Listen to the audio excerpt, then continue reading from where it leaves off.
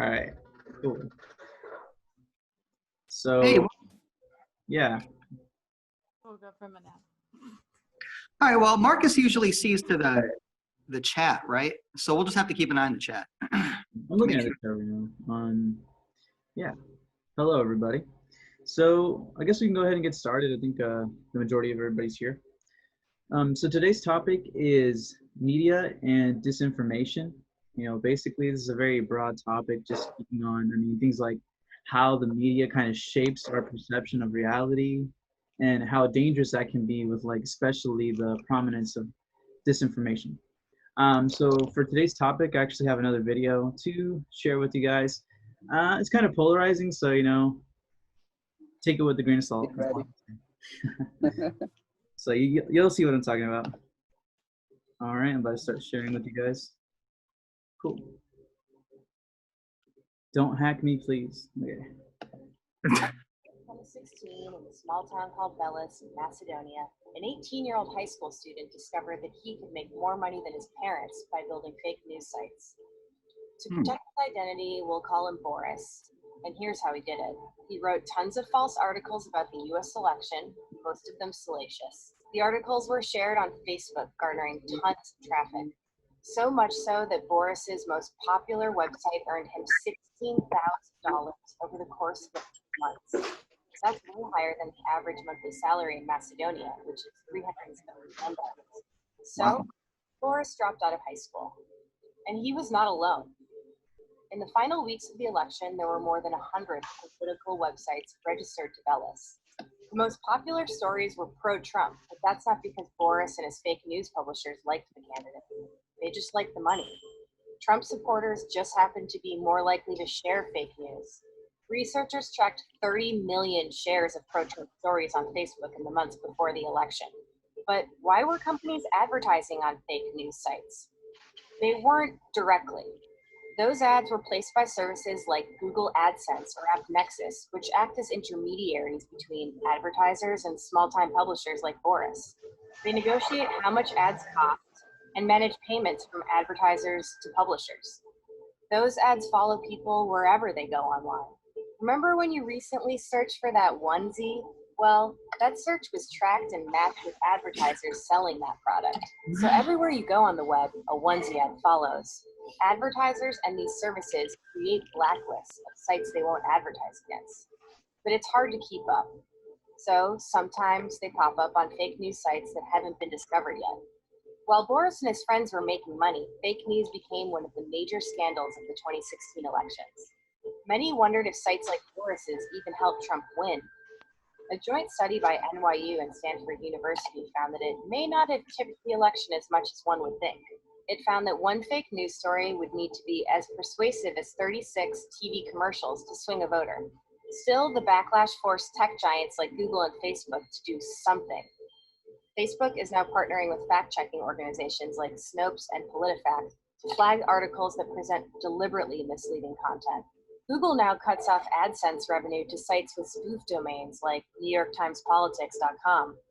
But that's still flagging fake news after it's been published and shared.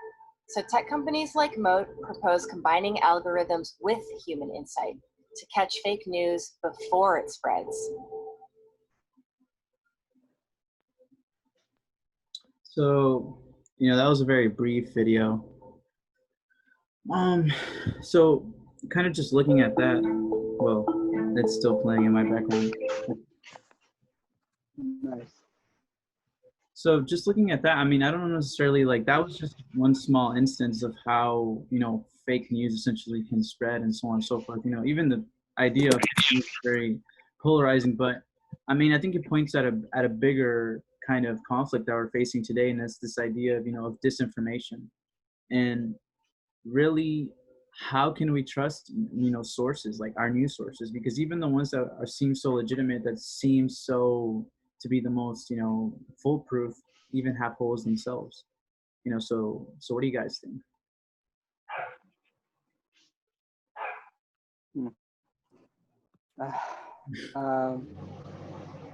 Okay, I have my comments, I guess, in this regard when it comes to fake news.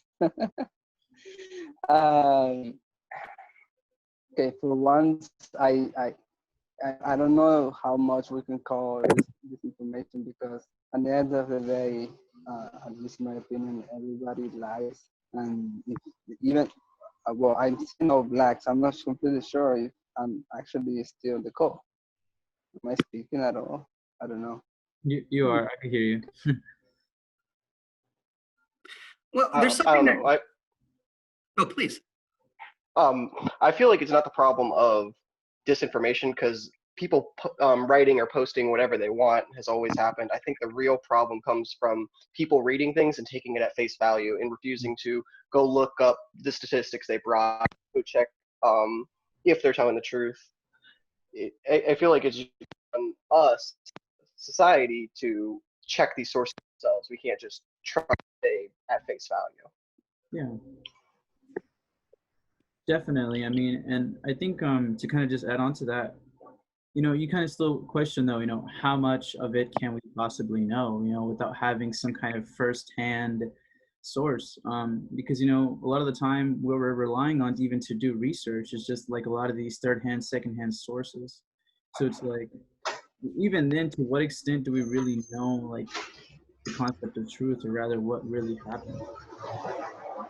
Absolutely. I just feel like, especially when we're quoting jobs numbers, coronavirus numbers, um, law enforcement numbers, these are things that we can easily go check government sources that are verified and at least find out how much they know. Because I know when I check the Bureau of Statistics, it'll tell me, like, oh, well, we didn't even know for 50% of these people.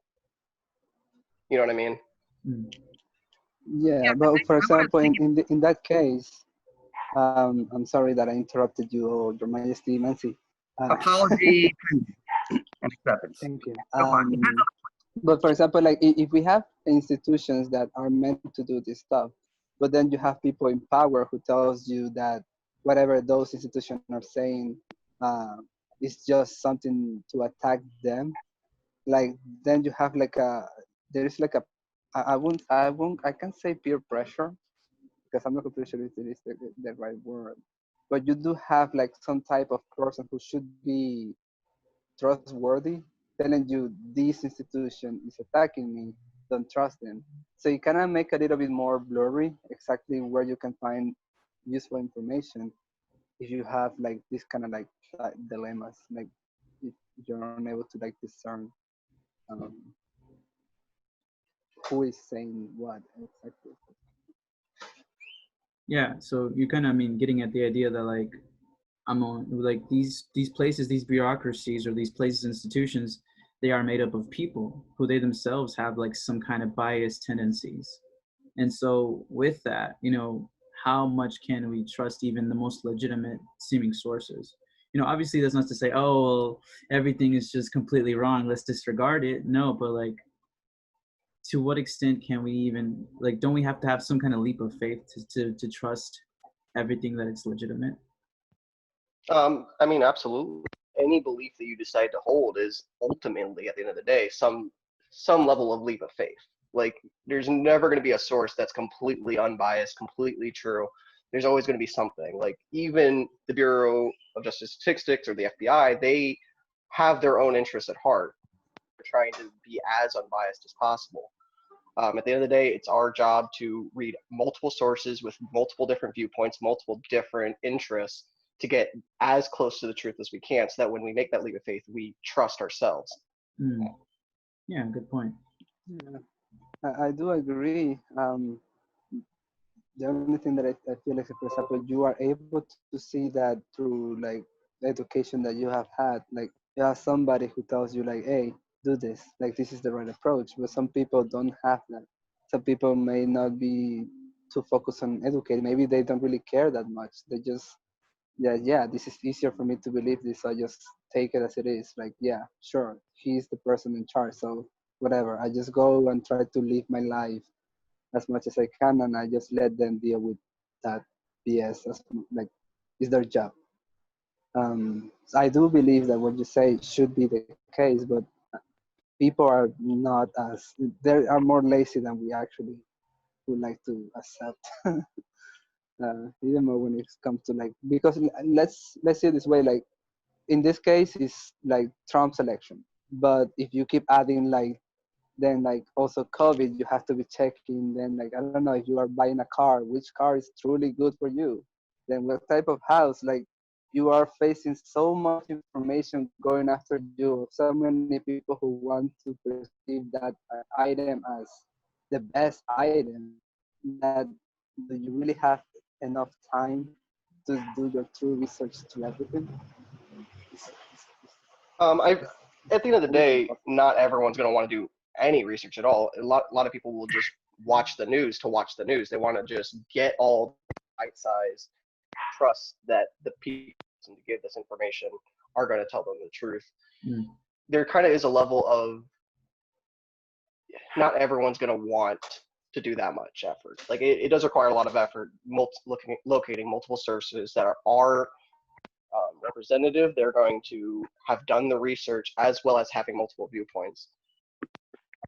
Yeah, and just I mean, kind of for build me, off. ideally, sorry. And just to kind of build off that, kind of what Ferdinando and Andrew were saying, is just, I think that kind of points at the danger of living in the society that we kind of live in today, where I'm not going to say the majority, but there's a lot of people who, for them, they don't want to do the research. They don't even kind of bother themselves in their everyday life. They kind of just have these very small, very small points that they hear every now and then, they see on Facebook or they hear on the news, just little snippets of truth. And I think that's what can be dangerous, because then when you start to have like systems like those fake news sites who are deliberately looking for these weaknesses and these vulnerabilities to kind of push a certain agenda, I think that's when it starts to get dangerous, because they're picking off on these vulnerable people. And I think that's something that we're facing. Fortuna, you're next.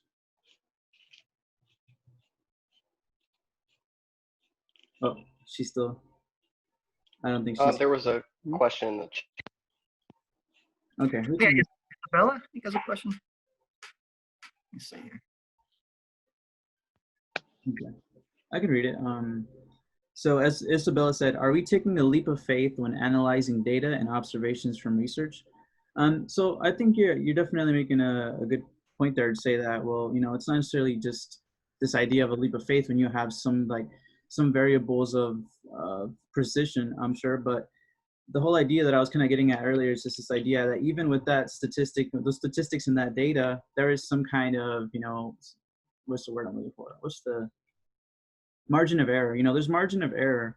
And also, statistics and observations in some way can be misleading if they're not in the correct context. You can literally grab statistics and observations and then spin them off in a very misleading way. So it's all about how you place it into context and what you're really looking at. I'm kind of building off that problem that comes with analyzing data and research statistics, all these kind of things. You need multiple different research studies, because the problem is, are researchers biased? Were they only asking questions that had to do with themselves? You have to find more than just one source for anything that you want to truly believe in. Yeah, definitely. And let's see here. Fortuna is trying to say something. Like she said, I will say that not everyone has the resources or the knowledge to thoroughly research on their own. Additionally, we're more likely to believe whatever aligns with our viewpoints. Yeah, fair enough. Yeah, I will say that I feel like to a certain extent this idea is kind of classist, of that, like, oh, everyone needs to do their own research. Not everyone has access to this kind of research, and not everyone has the ability to have the knowledge or the ability to do their own research, right? So if they were never taught it in school, because I was personally in a debate team in high school, so I was taught how to do this research, but if I never was involved in that, I would have never learned the skills that I need to learn to avoid fake news. And then additionally, we have to remember, as humans, all of us, we're gonna, like, psychologically speaking, we're more likely to agree with whatever viewpoint that we already align with. Yeah, it's a good point. Just Luis, can you go if you're gonna say something? Yeah. So this is related, a little different. I'm gonna read something quick. So I don't look at Facebook very often. I still have my account, and occasionally I get a notification and I look. and I'm usually horrified. And then I go for like another 4 months and I'm like, I'm not going to look at Facebook again. So the other day I got a notification. I kind of looked in there, and this is a person that I went to grade school with. I haven't seen her in years. She's a friend, sort of. Here's what her post said. We are losing freedoms because we are afraid. Media is fake. There is no crisis. Masks don't work. That's what they want us to believe. And then here's my favorite part. Wait for it. The above is my opinion. Don't tell me to fact check. So as a philosopher, I'm like, so I think she is saying, I know my opinion might be wrong, but I want to keep my wrong opinion rather than fact check. Sorry, my dogs are. So the psychology of that is very bizarre to me. We're talking about people that maybe have trouble finding facts or the difficulty with knowing what is factual. But then we have a compounded problem of a lot of people who either don't want to know the facts or don't care. And then on top of that, they're spreading what they seem to be acknowledging isn't true. So I just want to throw that out there as something that I think that's even more horrifying than not being able to just be trusting the information we get, is to knowingly, I guess, refuse to accept facts or to want to have right opinions. Okay, done. Was my little tirade. No, that was really good. Yeah, I mean, it kind of went in line with what Fortuna was saying too. I mean, I think it's just some people are incapable, and I think for some people, you know, they don't, like how she was saying and how you were saying, you know, they don't actually want to go out and do the research. They don't bother themselves with the facts, and so given that there's this kind of outsider kind of aura that they let off, they're like, okay, well, I'm not believing, I'm not with the sheep or whatever, right? And so like when there does come some kind of media outlet or some kind of news for them that kind of falls back as to what they believe, they're more prone to actually spreading it, you know. So what is that? I believe it's called the Kruger-Dunning effect, if I'm not mistaken, if anyone can correct me, where essentially you're more prone to agreeing with someone who agrees with what you're saying, even with you when you haven't done the research. Yeah. Mm-hmm. Yeah. All right. Anybody else have anything to say here? Yeah, I do If want to no throw one something has, up there. Just real quick. More questions than points, I guess. But on the one hand, what is a fact? I mean, what proves that something is factual? Maybe that's another way to put it. And when I say prove, you know, you immediately think of things like studies and statistics and data. But who is conducting these studies? To quote you, Orlando, what is the proper context out of which facts can be generated, quote unquote? There's a term in sports analysis, and I'm one of those guys who's really into like sabermetrics and analyzing, you know, numbers. It's called cherry picking. And in fact, you use this term in a variety of contexts, in fact, but it has to do with the ability to pick the right facts in order to present what you want to have being accepted. So it's like, well, if we learn the formulas of how to generate statistics, then we've learned the formula for how to sort of package something as factual or truthful. And when you find two competing points of view that seem to be equally rooted in fact, then what do you do? And I think it's at that moment where people tend to struggle. And they tend to just kind of default to whatever they already are familiar with and sympathetic towards, that kind of thing. And so I guess the other question becomes not only what is the fact, but why do you value them? I mean, are some facts more valuable than others depending on your particular situation? I mean, we're talking about truth like we know what it is. I'm not sure it's even real. And again, I'm playing the devil's advocate here, throwing that out there. I mean, are there just truthful presentations? Are there just factual renderings of things, factual renderings of opinions based in statistics that you can easily counter with alternative statistics found in the same studies? It's this kind of thing. I think you're definitely Can I jump in? Yeah, definitely. yes. Okay, so Jeff,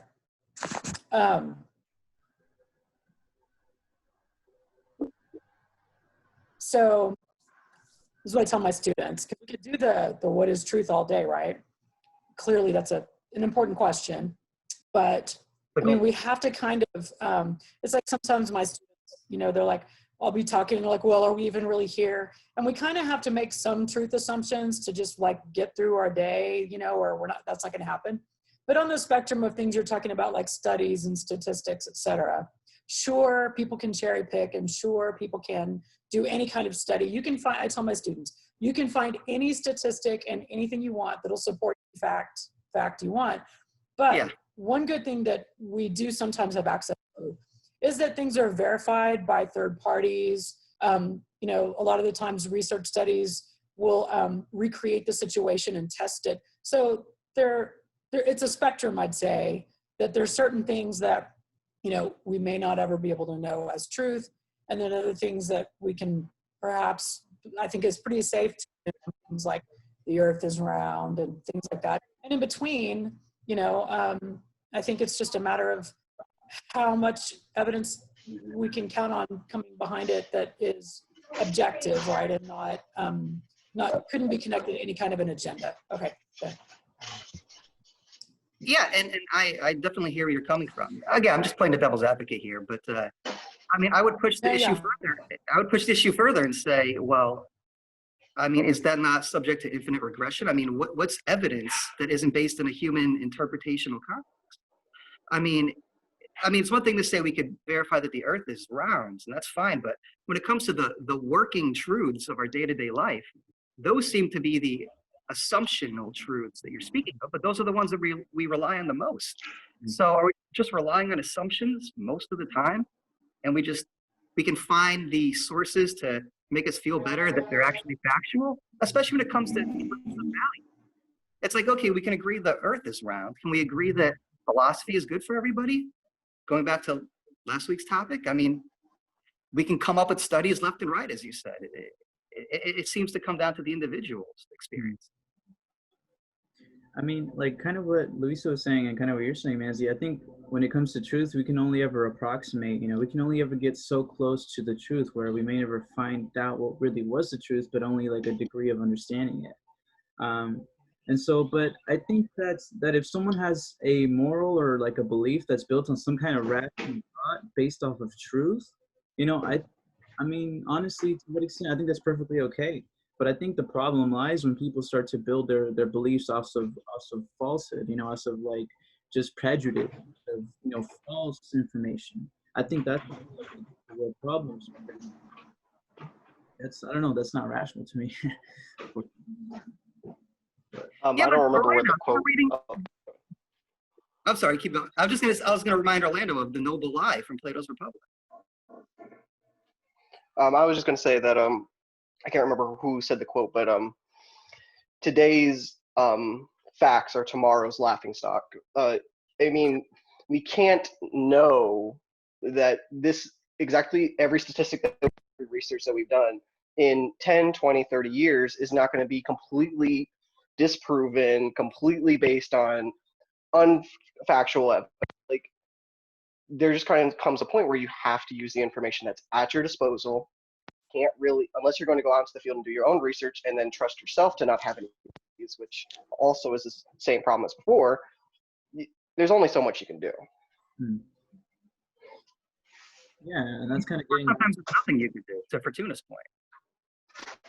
I mean, that gets at a deeper problem. Going back to Fortuna's point, I mean, isn't it, if you're in a position where you lack the accessibility to resources that would allow you to inform yourself, I mean, you know, say you don't have the ability to pay your internet bill or something like that. I mean,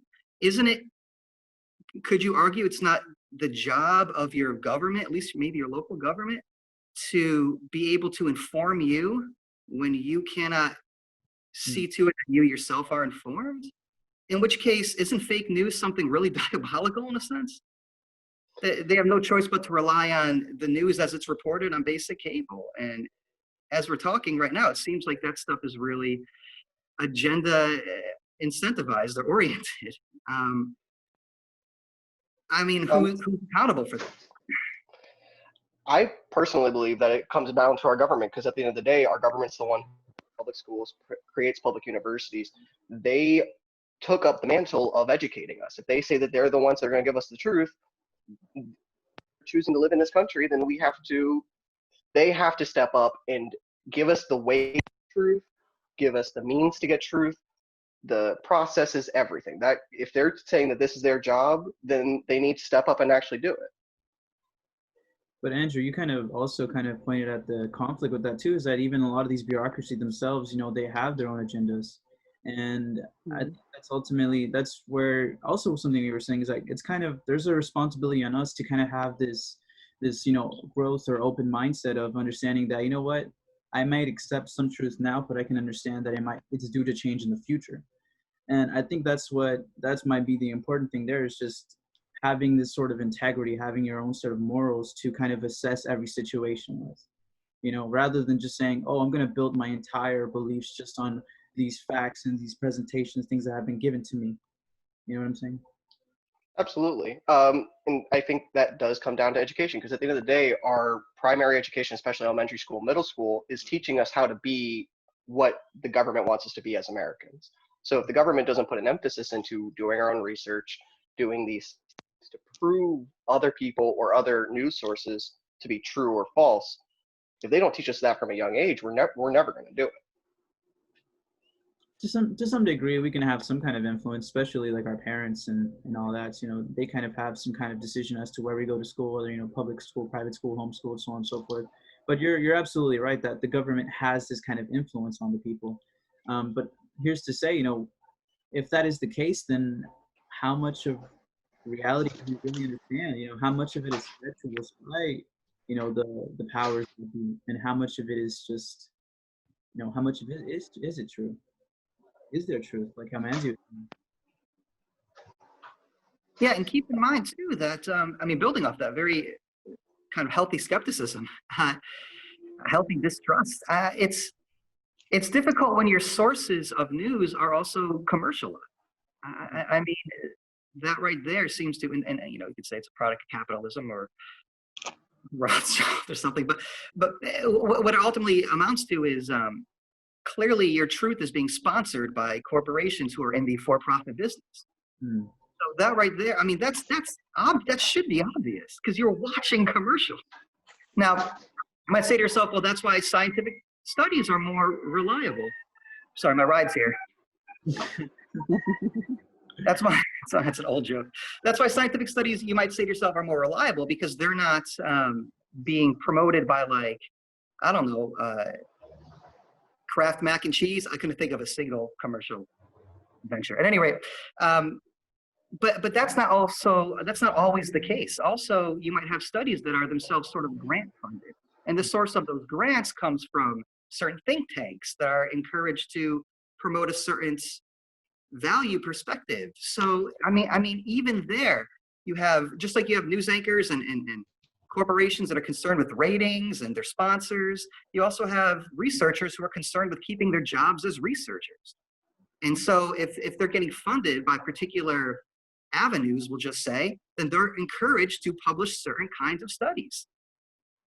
The point being is this, the greater the context, maybe the more healthy the distrust becomes, because we're not talking facts like how much does the planet Earth weigh, or what do black holes function as. We're talking about, why is this minimum wage? We're talking about immediate truths that affect you. Absolutely. I think the problem with independently owned media is not so much that they have their own things that they're working, because there's also, from the other party, wanting the same thing. They're both doing it. So I feel like it balances each other out. The problem becomes when both sources choose not to cover something, not to go into more something, so that we don't even know where it's going. Now, do you think the internet helps us see through that, or do you think it actually clouds our vision even further? Thinking back to the video. I mean, it's kind of the problem of not every internet source is going to be reliable. That's something we're taught from a young age. You can't trust everything you read on the internet. You have to do your own research. You have to do stuff. Yeah, I mean, I remember coming up during the time being in grad school when Wikipedia became a thing. And I remember when actual internet sources themselves, it was unclear whether or not they were considered reliable sources. I mean, all the way down to how do you cite an internet website in a research, stuff like that even. And you can watch that evolve. I mean, I'm not exactly, I don't have my finger on the pulse of this, but I think that Wikipedia is considered a bit more reliable than it was initially because there's more sort of quality control there. But again, just using that as an example, and please don't try to cite Wikipedia, you know. But the fact that the standards seem to sort of still be pointing towards reliable, factual information is encouraging. But again, who's doing the vetting? And I mean, I think you guys both made really good points. I mean, to say that yeah, even like these outlets of media, they only present so much of the story, and I think that's why it's so healthy to always even question yourself with what you agree with and what you perceive, because if you're a right-leaning or a left-leaning person, you're more prone to certain media outlets, and with what they're saying may seem so truth to you, but at the same time, it never really seems to fall in the left or the right. It seems to fall in this middle ground, rather the gray area. And that's where most people aren't willing to go and to look, because to look there is to kind of deny yourself of the truth and to say, you know what, I am wrong. And I think that's one of the bigger problems too, is actually when you're looking into researching, you're not only accepting that what you're taking in is in truth, but rather that you're wrong. And I think that's a bigger issue as well. Interesting point. Do we like to admit that we're wrong? I do that all the time. Again, consider Plato's Socrates, who he was hoping he was wrong, because you exit a conversation being shown that you were wrong. You exit it leaving with something that you didn't have before. If you enter a conversation and you leave proving you're right, you don't gain anything from that conversation, except for maybe somebody who thinks you're a jerk, something like that. I consider Socrates as an end. But yeah, I like this idea of not just what constitutes a fact, but how we use facts in our lives. Their role in our everyday sense of just what is valuable and how to approach things that we consider to be worth pursuing, stuff like that. Makes sense. I mean, has anybody ever been the victim of false news? Has anybody ever, is somebody popping that plastic bubble? Has anybody ever experienced the sensation of reading something, responding to it, sharing it, spreading it, and then realizing it was wrong and then feeling embarrassed by that? Has anybody had that before? Not really. I don't share much. Like I'm 36. What I maybe speak is only the truth. When I speak, it's only the truth. Right. That's just my opinion, of course. This is my opinion. I say this for the following reason. And going back to the video that Orlando played at the beginning, if you can manufacture truth in a way that people are going to buy, like literally, maybe, does that not become just another industry that you get into in order to sort of peddle something to customers? This kind of thing. It's like if truth is all about how you package it and how you present it, and people are going to buy it because people are already inclined to seek out sources that confirm their own biases. I mean, we have an industry?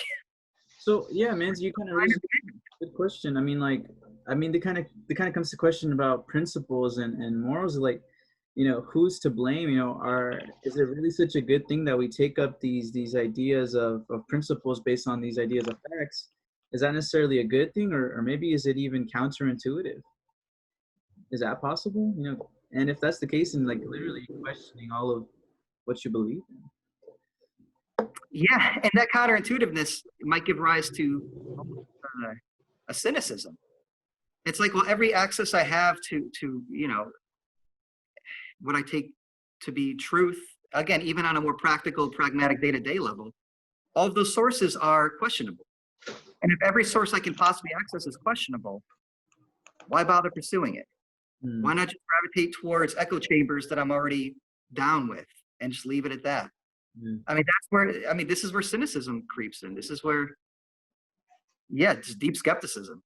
And that's also where people kind of fall in line to just accept things, because like how you're saying, you're kind of just going into this to this abyss, and it's just easier to kind of, like how you said, go into this echo chamber to accept certain things that a group of people that are just like you already accept.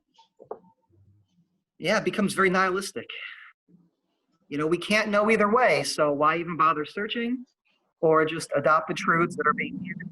I mean, that's what famous skeptic Montaigne, that's what he's advised people to do about things like, he was speaking on religion, but he's like, look, you can't prove it one way or the other, so just accept the thing that your community tells you to accept and move on with your life. That's the kind of, again, very pessimistic approach, but it's one that I think relates to what we're talking about, right? Yeah. Which is going back to this leap of faith. I love that turn of phrase. I think it's appropriate here. You got to have faith that not only the truth is out there, but it's at least on some level ascertainable, and then for the sake of living it, for the sake of actually embodying and allowing it to guide you towards what you think, I don't know, is going to be happiness or something like that. You're flourishing. It becomes, I mean, that's a whole nother question. If you don't believe in truth, can you still believe in happiness? But, I feel like, you go ahead. all right. I feel like that's one of the things. You talked about Montaigne. I'm talking about Nietzsche for a bit. One of my favorite things reading his books and everything is that he believes that that's steps towards being a better person. Is that you have to realize that the thing you're going to read can't possibly be 100% true. It's impossible. Back in his day and back in our day today with the internet, there comes a point where you just have to accept you're always going to be wrong. You maybe find one thing right, but I'm sure if there is some sort of afterlife or something, once you die, you're going to be proven wrong on almost everything. If there's still a you, but yeah. Exactly. Yeah, no, I like that. Just like you have two sides of the coin, there's like this idea of like absurdity and accepting it and understanding that, you know, what I might see as true is not necessarily true. What else was I gonna say? Okay. But you know, let's return to maybe a more optimistic understanding of things. I mean, everybody here is in school. You think you're learning things, you're learning knowledge, you're learning truth. You can trust your professors, right?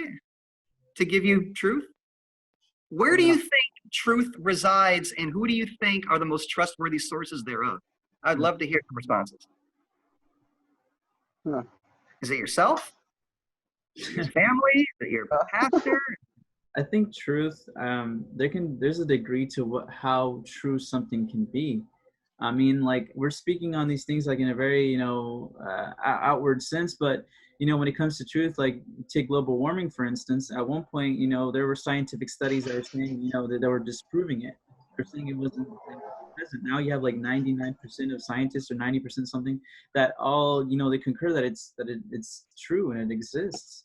And so when you have a truth like that that's being, you know, falsified, it's detrimental literally to our very existence. And so, like, where do you find the line to say, well, this is truth that can be in a sense subjective, and this is truth that we need to, without a doubt, consider objectively?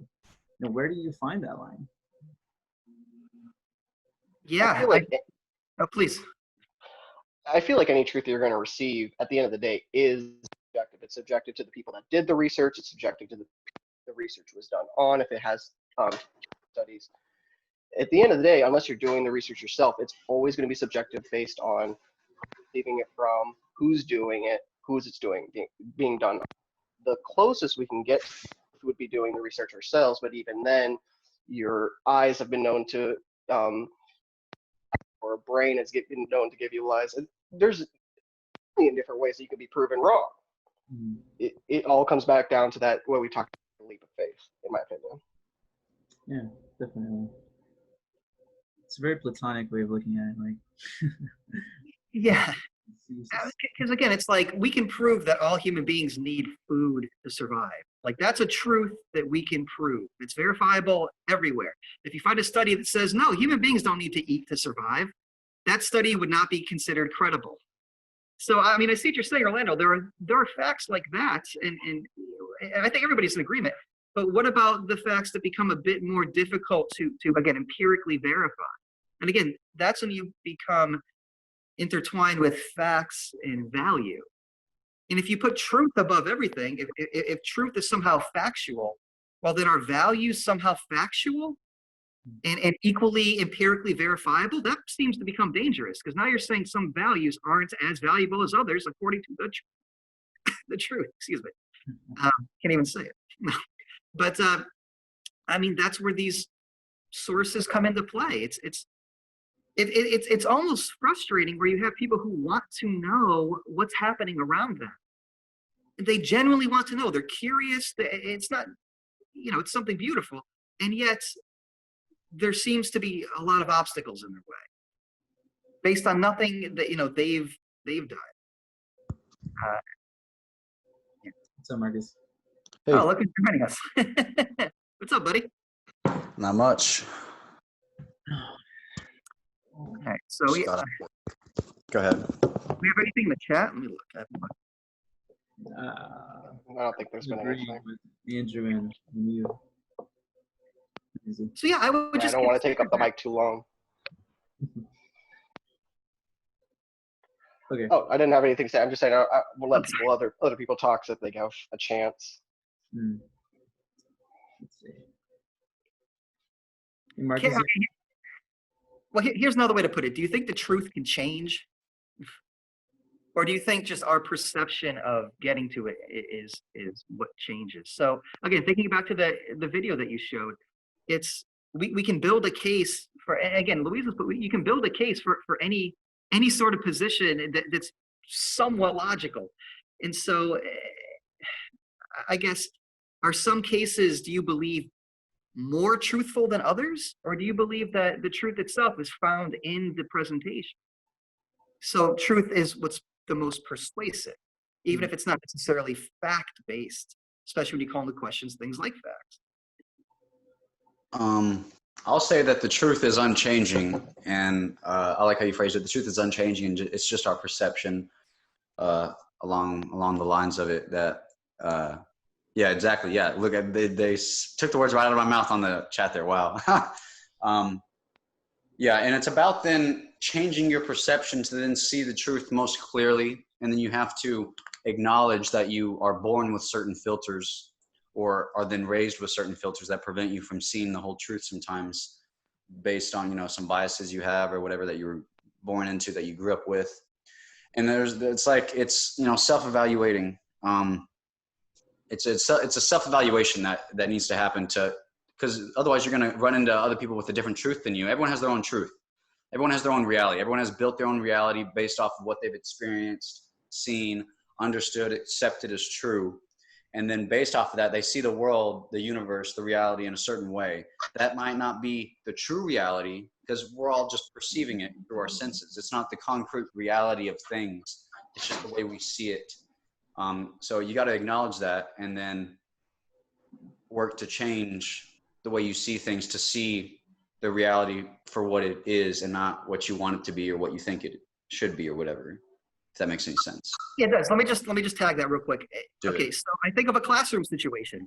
You have 18 students, and they all have different backgrounds. You can argue they come from different cultures and what have you. But if you're teaching them math, they can all perceive that 2 + 2 = 4, regardless of their bubble, as you're saying. But let's say I go to write something on the board and I slip and fall on my face. Some people will laugh. Some people will be horrified. Some people will just get like nervous or confused. Which is the factually accurate interpretation of the phenomenon of me slipping and falling? I don't think there's a true interpretation of that. I think that's just a thing reacting to what it perceives as reality. And so there's not really, I guess you could say I don't know if there's a right reaction to it then. Like if it's simply a reaction and not an action, if an action's taken off of it, there should be a proper truth to it or whatever. But I don't see a reaction as, I don't know. Because you could say are you supposed to be sad when someone dies, or can you Exactly. Because you'll be told if you laugh at a funeral, you need an attitude adjustment, which seems to be saying that your attitude is wrong. It's wrong for the situation. I feel like the truths don't change in that way. And beliefs on the truth, and our beliefs at the end of the day is what kind of control. Because if you believe with all your heart 2 + 2 = 4, but all of a sudden one day your teacher comes up and grades you wrong on that same assignment, now you have to question your beliefs. Was I really wrong? Did he mess up? At the end of the day, you don't have the truth until it's said and done. You only have your beliefs on the truth. Yeah, that was well put. Exactly. It's, you know, we go through life, we experience things, and based off these experiences, we choose to believe a certain thing, a certain, you know, reality. And so then it's like, I like to liken it to the building of a city. So everyone as they go through life is building a city, and everyone builds it differently according to how they were born, what they're born as, and then what they experience through life. You know, so it's like what you're born as could be the ground that the city's built on, or the structure that the city is made out of, et cetera. And then what you experience is how it's laid out, you know, different structures that are built and some that aren't, and the way the roads are mapped, et cetera. So every person's reality then, or their beliefs, what they believe, what they see as true, is going to be different accordingly to all those things. Yeah. But you can tear down that city if you want. You know, it's not impossible. Okay. I think just to kind of question that is like, well, what's the point of rules, and then what's the point of essentially having laws in society? You know, if we are all built in society as people who with our own individual beliefs, then how is it that we have an overbearing idea of right and wrong? I'll tell you, because we're not born like perfect. Kids do some things, and then parents have to tell them that's not the right thing to do.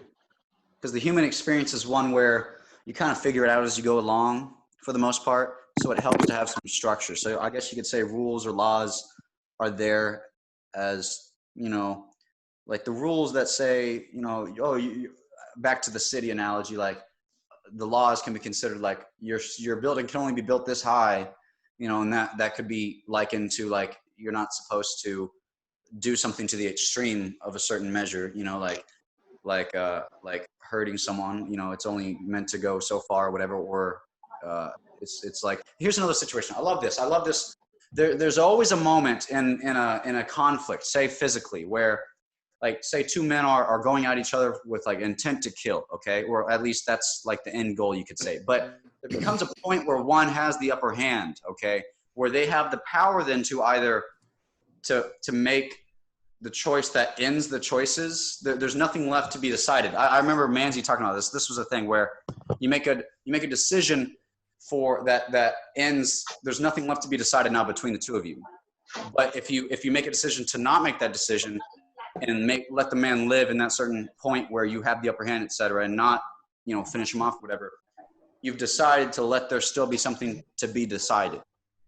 And so there's a difference between, you know, taking the route to, it's easy to want, I mean, it's everyone kind of wants to take a route where they don't have to make any more decisions, you know, so they're like, therefore we are then, we say we do these things to end conflict or whatever, we do this to not have to deal with it or whatever, which could be said in that situation. But is it right to do that when you have the power to do the opposite? You know what I mean? Does that make any sense? Yeah. But just to kind of add to that, like, the way I see it is that, you know, we as humans have sort of foundational needs. You know, we all have this. You know, we might have different opinions, different beliefs, but we have these foundational needs, such as, you know, freedom. You know, deny it as you much. We all want freedom. If we're caged up, we want to be set free. And so, with that being the case, I think the whole idea of laws and even morality is to kind of manufacture the best way to ensure that everybody receives, or rather, is fulfilled in their needs. And so, that being the case, I think in terms of morality, you know, a lot of it you can kind of define as self-truth, but to some extent, you know, you need some foundational truth that you can actually see as sort of objective. Yeah, absolutely. I want to go off of that. And the freedom, imagine it this way. So humans, I like to say, are like the pinnacle of living, you know, of a free thing, because you could say is a free thing most free when it is, we've also taught this in Menzies class back then, is a free thing most free when it is free to do anything and everything without consequence. There's no regard for the consequence or responsibility of things. So there's no paying mind to what if, what happens if I do this. There's no, so it just bounces from one freedom thing to another. It's experiencing all of freedom that it can offer. Is the most free thing something that is that, or is the most free thing, and perhaps the better free thing, that something that is a freedom that can limit its own freedom, i.e. like you make a decision to not make a decision. You decide to not do something. You know what I mean? To limit you, like you had the opportunity to, this is important. Like you had the opportunity to do something, but then you say no. So the freedom is restricted. The thought comes into your head like, oh, I want to say, oh God, I don't know, like I want to move this remote over here, whatever. The thought or anything as you're interacting with anything comes to mind, you have the choice, because it's like we're not something that, we need thoughts in our head to get us moving, okay? It's like they naturally come, etc. We talk to ourselves. So it's like, we're leading ourselves in our own freedom, but when we lead ourselves to an opportunity, we still have the opportunity to decide not to take that opportunity. So yeah, go ahead. It's kind of like, it's a response to this idea that human beings are sort of like mechanical animals. We're all stimulus response. And so if there's a certain stimulus, you could predict the human response. And so that this kind of like neo-existential Jean-Luc Nancy perspective is like, yeah, well, maybe the freedom comes from not responding in the way that the stimulus would seem to demand. So I think that's an important point. But also, I mean, getting back to something that Orlando was saying, I mean, if it's in your best interest to not ask questions, or if it's in your best interest to, I guess, adopt a certain position without necessarily doing your quote unquote due diligence, well, then suddenly it seems like maybe, and this is really the Nietzsche complaint, suddenly it seems like truth itself isn't as valuable. Maybe you just need to tell yourself lies to keep your life moving. And the lies are more beneficial than the truth, because sometimes the truth could break you. Yeah, I hear that a lot. Like when people start saying like, if the truth doesn't, like, if it is not a good truth, then lie to yourself until the lie becomes true. Things like that. You fake it till you make it, stuff like that. Yeah. But the point being is this, that this is maybe a reason why there is such an industry for fake news. Because people are wanting to tell themselves, no, I am informed. I read news sources. I post it on Facebook, without actually having to go and find credible sources. Do you see what I'm saying? Yeah. There's a reason that kid made $16,000 in a month or something. I mean, again, you cannot have a lucrative business model if there isn't a clientele. And if you're peddling false truth, that means that there's a clientele that is either, on the one hand, trying to stay within their own sort of echo chamber, or on the other hand, and this is again going back to Fortuna's point, they're vulnerable in regards to what they actually have access to, information speaking, truth speaking, sources wise, and so they're just victims. And so, like, yeah, just to kind of build off of that really quick, it's just what you were saying about Nietzsche. You're right. Like, what if it does seem so beneficial? Why go against it? But also, it's dangerous, because I think there's this John F. Kennedy quote where he refers to Hitler. He's like, they followed the Hitler line where they say, repeat a lie so much until others believe that it's true. And so that's where it can become dangerous, when we fall to this idea that, well, maybe we can just be in this echo chamber. That's sophistry. Yeah. This kind of comes back around to say, well, just to kind of gauge back into freedom too, is maybe in seeking the truth, we're looking to be free from being duped by others, from having an injustice pulled on us by others. We're seeking freedom and looking for this truth. But then what if in adopting what we believe to be truth, we're sort of putting ourselves in a prison at the same time? So it's very paradoxical. He's always, where this ends, where it starts, Yeah, it's when, every person, as they search for that truth or whatever, you come to, or whenever you find a truth or whatever, and someone then tries to tell you like their version of that truth or whatever. You understand that it's just their version of that truth and it's not the truth. You know, does that make any sense? Because everyone, that's why you gotta get away from your version of the truth and try to find the truth, which is, it's really weird because it's like just, I can't even try to think about it, but it's like I like to think about it like this. Like this is rich people. Oh, wow. That was a nice voice crack. Rich people would love for there to be no God, right? Because then I'll tell you this, they then have comfort in knowing that there are absolutely no consequences for any action that they take. Or evil people, say this, truly evil people that do bad things, that want to do bad things because they can or are in a position of power to do so.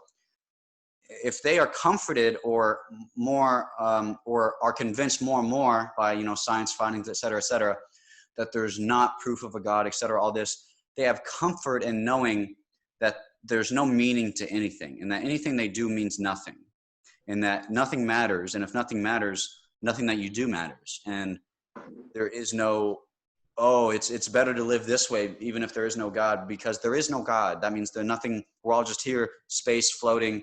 There's nothing that matters. There's nothing that is true or whatever. There's no good, there's no bad. It's just is.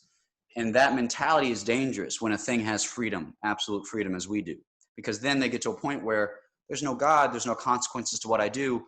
I can do whatever I want, as long as other people that, you know, believe in good or evil, whatever, don't know about it, because that, it again allows them, Yeah.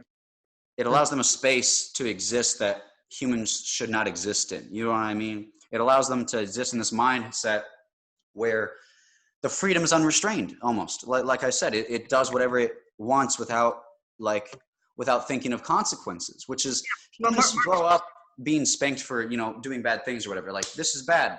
No. But as you grow older, you're an adult, you have power, you have money. There's no one slapping your hand anymore. You know what I mean? Yeah, no, and I like that. I think you're bringing up the danger behind that. I think that's something worth considering.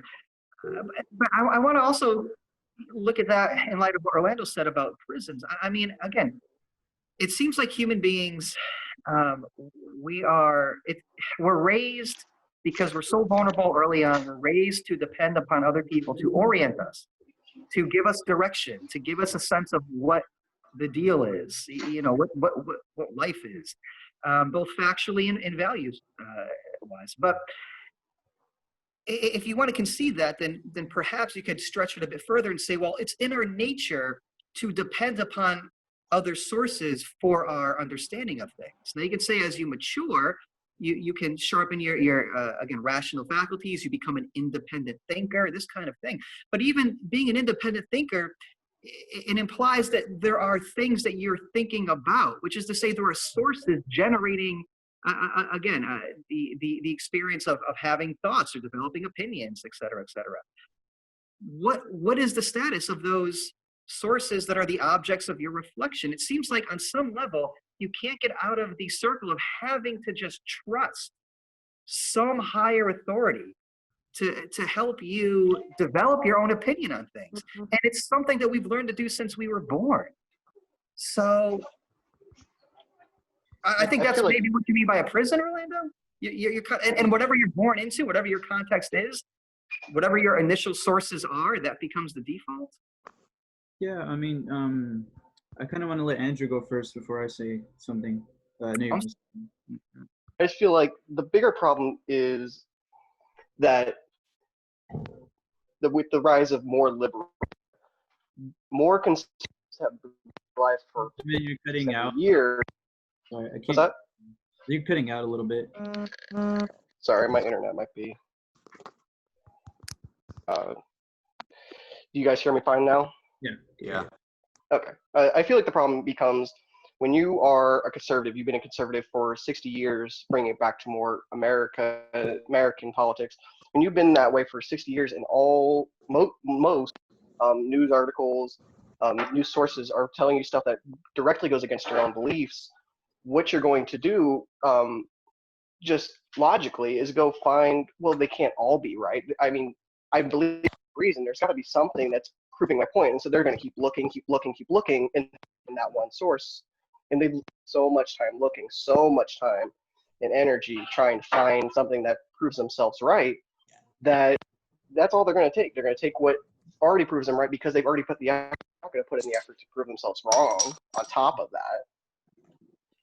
Yeah, That's definitely. so well said. Yeah, exactly that. Because people would rather find something that that confirms their version of the truth than find the real truth, because it's comforting, because they've lived so long this one particular way. They're stuck in, to quote Manzi's class, everydayness, that they lose that there's a bigger picture of truth out there, not according to just themselves.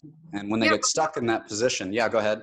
I just think I don't know if that's necessarily a bad thing. Again, just trying to push the other side here. If you are deciding for yourself, you know what? I think I lean more.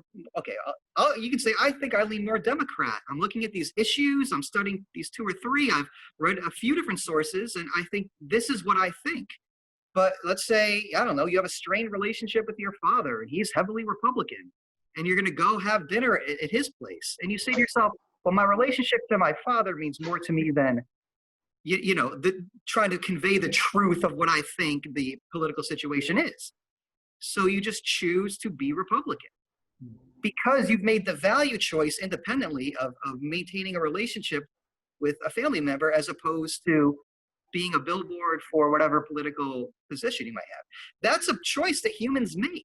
And just because you're choosing something else over the truth, I'm not so sure that's necessarily quote unquote bad. I think that's your prerogative. I feel Again, like that. I'm playing devil's advocate. And just real quick, like it feels like we keep going back to like this sort of like sentiment that, ignorance is bliss, because it seems like it's just so much easier to adopt, once again, something that's easy and digestible rather than actually pursue truth. I think for those people who do finally pursue truth and do go out there on a limb, essentially, put themselves in a place that I think a lot of people don't dare to. Because what you're doing, once again, is not only are you going against yourself, but you're going against essentially what you perceive to be reality. And I think that's necessary. I think it's necessary because it's necessary for the progression of society. Because we just have a bunch of people who are always in the same place, who are never wanting to move, then there's no progression. And That's our clip. That's this episode's clip right there. There you go. No, I think that was very well said. We're over time. Could we? That's okay. I have no complaints. Hey, Andrew was going to say something. Yeah, what were you saying, Andrew? I totally lost my train of thought. I forgot even the question I was answering.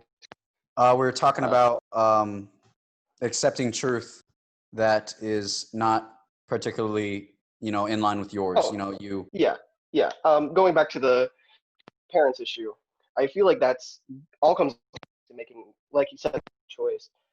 Is my belief that family comes first my belief, or is my belief that X or Y issue is more important? Yeah. It still comes down to beliefs on the issues and what you believe is the most important of those. Definitely. I think that's right. Yeah. And that goes back to what you were saying, Nancy, about like you hold certain truths for value, more valuable than others, and that's So I guess since we're kind of over time here, we should probably pick. No, wait. Okay. I want to reiterate what you were saying, Orlando, really quickly. All right. That without the search of truth, if no one searches the truth, there's no progression. We all stay in the little cave that we've made for ourselves, turned, to the shadows, etc. And there's no enlightenment. Imagine if everyone found in the world, this is far-fetched, of course, but just imagine if everyone in the world turned from their shitty truths to the real truth. And like that's harmony, that's peace on earth. You understand that? That's the goal with going after the truth, because then there's no more conflicts. There's literally no more conflicts. And when you argue, you realize we're just arguing about this thing that exists here, but like we're just a little blimp on okay, why are we arguing? And boom, the argument's done.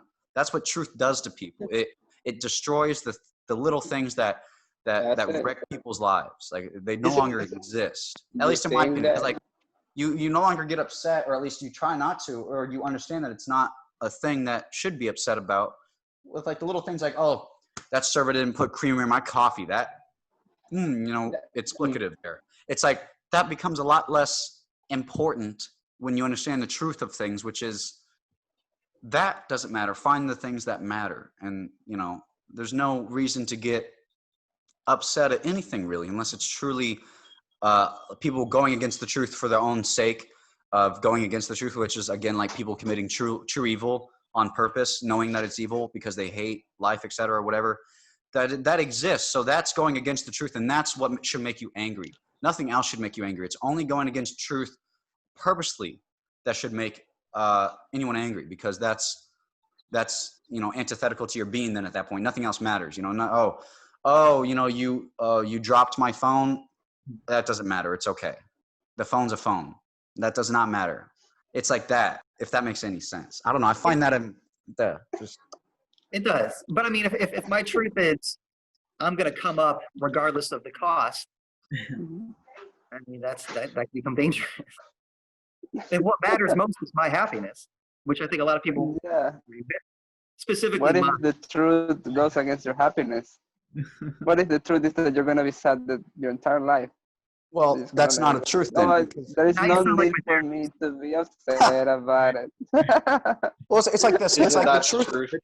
When you find things out, it's going to destroy, that city that you built for yourself. It's going to take a wrecking ball to it and destroy half the city.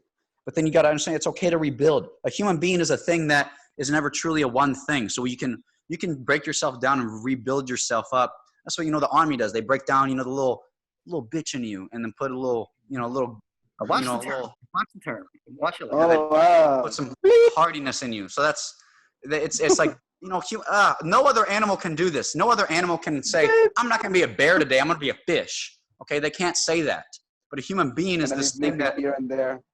We're the human recording this. experience is nothing like anything else. It allows us to choose what to be, which is weird. Even though a human being is like, there's this. You could say a human being is everything and anything, but then at the same time, nothing. That's the whole point. Is that we're nothing because we're supposed to be. Damn it, I don't know the right words here, but it's like it's so you're great. Go. Yeah, you're making a fine existentialist point. I really appreciate it. But all right, let's should we do final? And I guess we kind of just did final thoughts. Yeah, I'm good. Yeah, Okay, we're cool. kinda good on It's that. good now. Let's go ahead. Sorry, I had to get that out. I came late, so I got to get a little bit. You had to make up for it. It's fair enough, man. But we're gonna go ahead and go to topic suggestions. I do have a couple of topics I'm already gonna put in the chat.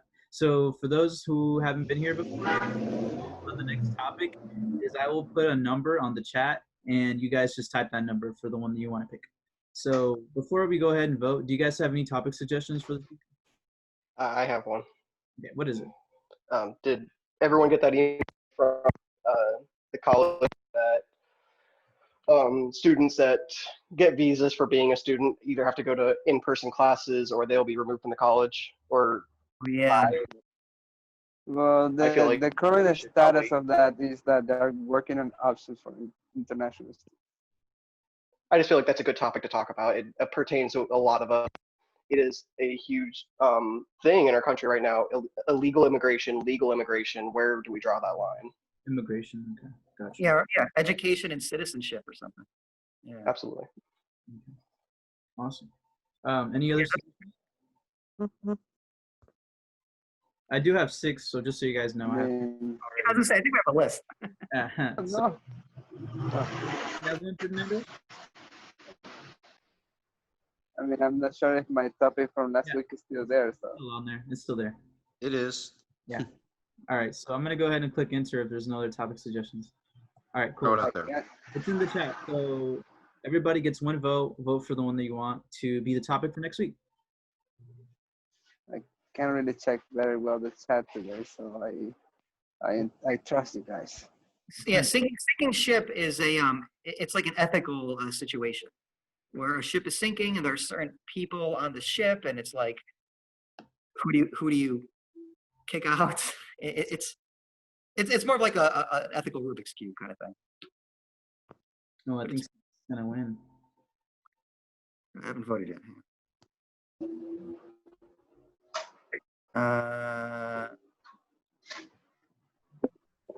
What? Shout out Isabella. Thank you for voting for my town. Wait, I'm confused. Okay, Priscilla changed her vote. I'm assuming. Yeah, I got 6. Whoa, hey, somebody. Okay, I was gonna say somebody put one more 6. Cause yeah. All right, I think. Wait, no, 3. Wait, I see 4 6s and 3 3s. Is that right? 4 6s and 3 3s. I don't know exactly what is a 3 or a 6. 1, 2, 3. Do my vote matter in this case? Yeah, it kind of does. So go ahead and we won't tell you. But I cannot read. So which are the options? I see 4 6s and 2 3s.